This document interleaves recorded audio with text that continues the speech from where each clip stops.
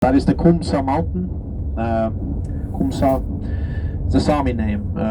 Sami people name things in nature as they are, or what is there. That looked like their baby carrier, a Kumse, so they named it that. And that's where we have the oldest, very oldest archaeologically dated or archaeologically estimated settlements in the region here, and that was from the Kumsa culture. At give or take 10,000 years old, 8,000 BC. These were people of unknown ethnic origin. They followed the Pleistocene ice edge as it melted northbound, melted very quickly, kilometer or two a year, and they followed it northbound. And when the ice edge was here, about 10,000 years ago, they lived in that area, which at that time were an island. So that kind of tells you how recent the geology here is, because about 10,000 years ago, what is now this mountain here was an island then. And they are most likely the proto-culture of the Stone Age people who made the first rock carvings in the Yamaluft Bay, where we're going later. We'll have a look at that. Not the actual carving, but everything about it. The oldest carvings over there are about 8,000 years old, give or take, again, 6,000 to 8,000 years old. And these Stone Age tribes inhabited this area, this region, until about 2,000 to 3,000 years ago, when the climate changed a lot from much hotter, because the Finnmark Plateau, which is a tundra, back then it was a large forested area with large pine trees and, you know, a lot of animal life. Somewhere along those lines, 2,000 years ago, the climate changed for much, much colder. So the woodland, the forest disappeared, and these people disappeared. The ones that made all the rock carvings and made the Stone Age tribes, they disappeared. Or they moved, of course, they didn't disappear. And the Samis, our indigenous people, came in from the Ural Mountains area. So if you follow their haplogroup back in time, we see that the Sami people of northern Scandinavia, they came from the Ural Mountains area to the east. And at about 2,000 years ago, the Samis came in here from the east. The Samis are much more, they are nomads, they live of nature, they are much more attuned to winter and cold and all of this. So at that time, Sami came into northern Scandinavia and inhabited this area here.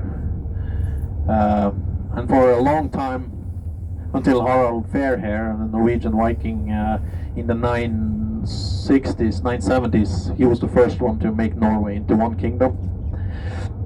And so that's kind of how it goes. It's just wild no man's land up until that part.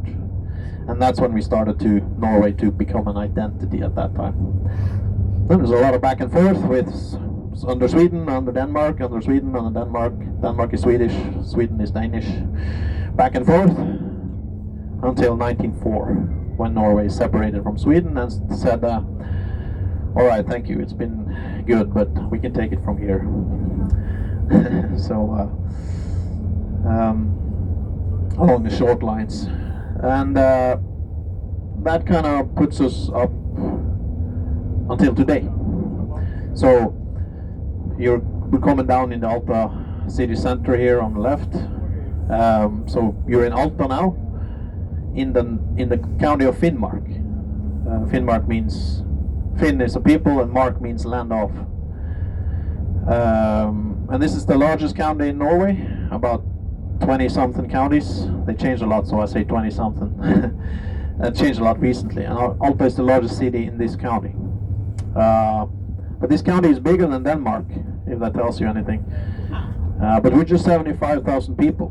In Denmark, there are 8 million, 9. You know, so we got a few square miles if you want to buy them. So that is up here. Further north than just about anywhere in Alaska. 2 more hours this way, you're in the North Cape, northernmost mainland point in the world. So we're pretty ways up here, but Alta is the only city in Finnmark seeing growth, a population increase, a lot of upstart, a lot of entrepreneurship, a lot of optimism. A little bit more than 40% of the population is below 40 years old. You know, so the demographic pyramid is looking kind of good.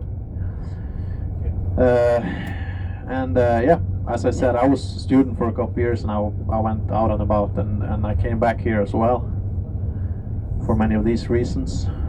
So it is a very good place to be. If you live here and don't have a job, you know, you just don't want to work. There's a few of those, but not many. And that also takes us here to now the Northern Lights Cathedral on your left hand here. So that's our first stopping point we'll be looking at. And I'll tell you a little bit about it, and why it's here, and why it's at the center of everything, and why Alta is the city of Northern Lights. So everybody have their quiet box? Yep.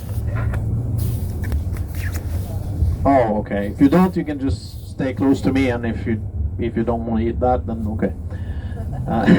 But I'll use it here, and we'll talk a little bit about this, and why Alta is